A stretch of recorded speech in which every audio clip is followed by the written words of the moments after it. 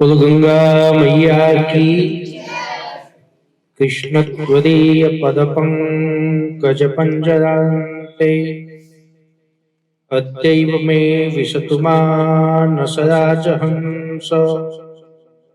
प्राणप्रयाण समये कफवात पित्तै कंठावरोधन विधो स्मरणं कुतस्ते। परम मंगलमय अकारण करुणा उर्णालय भक्तवांक्षा कल्पतरु भगवान की अति कृपा से हम सभी लोग आज इस पावन पुनीत अवसर पर उपस्थित हैं। हम सभी लोगों को जिन्होंने उपस्थित किया ऐसे तो किसी सबके प्रिय गुरु जी विकास जी, पूज्य लाल मंदिर के पूज्य महाराज श्री आचार्य राजेश्वर जी महाराज,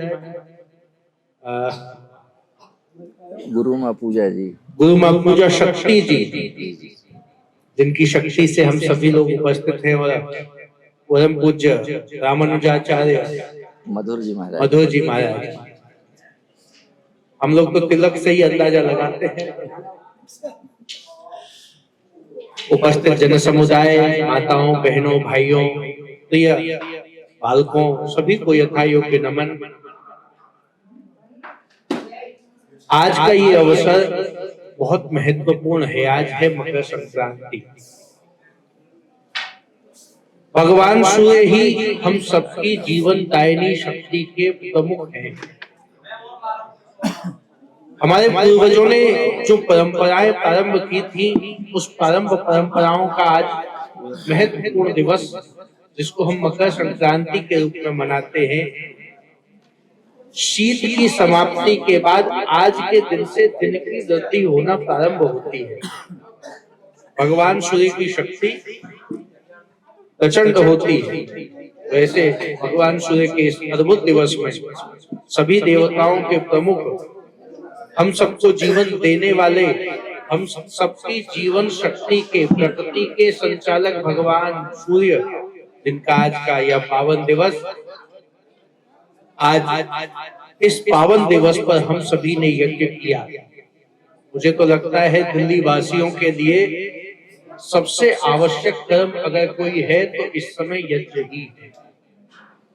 ऐसा महापुरुषों से सुना, वैज्ञानिकों के कथनों से देखने को भी मिलता है कि यज्ञ में एक बूंद घी अथवा एक चम्मच घी हम अर्पित करते हैं, उससे जो ऑक्सीजन बनती है वो कई किलोग्राम कार्बन डाइऑक्साइड और ये जो दूषित प्रकृति को नाश करने वाली जितनी भी गैसें हैं, उन सबका नाश करती हैं।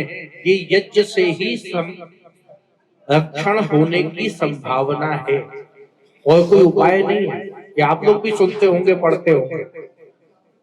तो जी कितने लोगों ने सुना है कि यज्ञ ही AQI से रक्षा कर सकता है? सुना है कि नहीं? अरे ठंड में हाथ नहीं उठ रहा तो गर्दन तो हिला ही नहीं, हाथ गर्म हो गए, बाहर नहीं निकलता। जय हो। मौनम स्वीकृति लक्षणम, शास्त्र तो कहता है।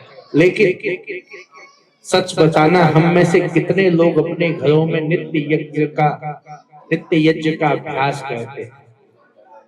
मंदिर में नहीं, अपने घर में नहीं, पास के मंदिर में। बहुत कहने की आवश्यकता नहीं, गिनती के हाथ उठते हैं। ये मौन की स्वीकृति भी गिनती की आती है। हम जानते हैं कि क्या कर्म आवश्यक है, उसके बावजूद भी हमसे सत्कर्म नहीं होते। मैं तो एक बात और कहूंगा, मनुष्य जीवन में 3 गुण होने चाहिए गृहस्थ व्यक्ति के लिए। तन पवित्र, सेवा किए, पढ़ाए कि नहीं? तन पवित्र, सेवा किए,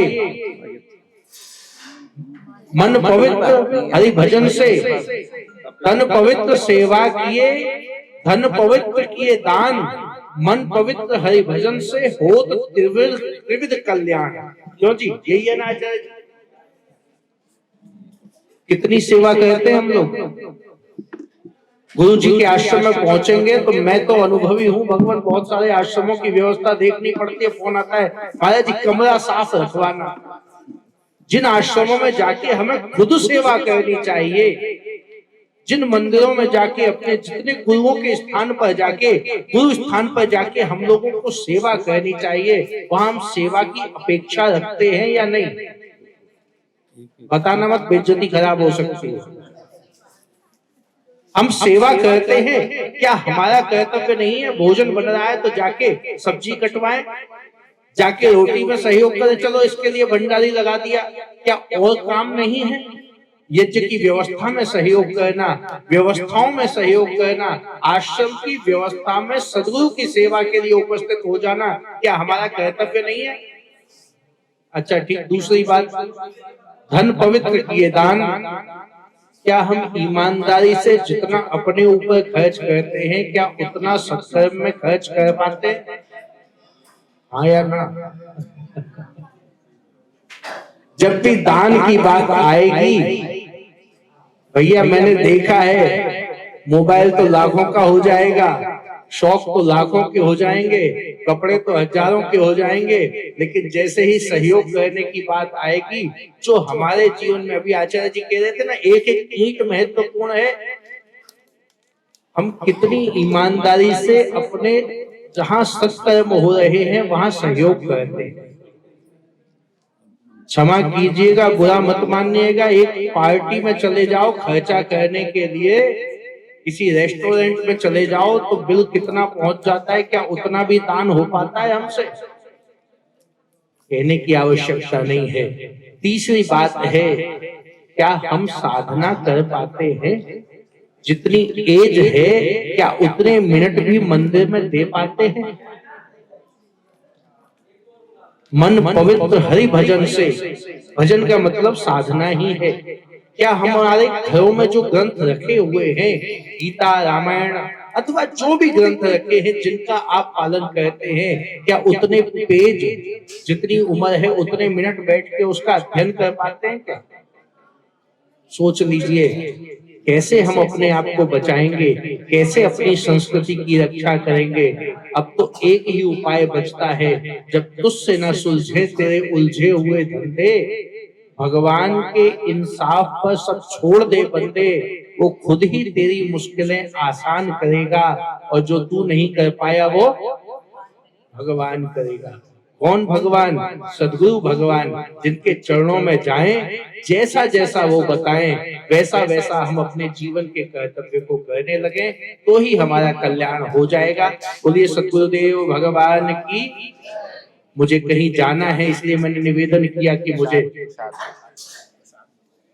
लग गया, मुझे कुछ एक पीस दे दो, हो गया। मैं निवेदन करते हुए मैंने आज पहले ही क्षमा मांगते हुए कहा, मैंने कहा पहले मुझे ही दे दीजिए, अपने महापुरुषों का आशीर्वाद हो जाए। सबसे छोटे देखने में सबसे बड़े लग सकते हैं, आश्रम बड़े हो सकते हैं, लेकिन बहुत छोटे हैं। अभी साधना का जीवन बहुत कठिन है। प्रत्येक प्राणी को सोने से पहले अपने जीवन के विषय में अवश्य चिंतन करना चाहिए। हम क्या कर रहे हैं, हमें मनुष्य जीवन क्यों मिला है, क्या हमसे कोई भूल तो नहीं हो रही? इन्हीं सब चिंतनों को करते हुए भगवत प्राप्ति के मार्ग पर आप सभी बढ़े, सत मार्ग पर आप सभी बढ़े, इसी शुभकामना के साथ बोलिए सद्गुरुदेव भगवान की जय, गंगा मैया की जय, यज्ञ भगवान की।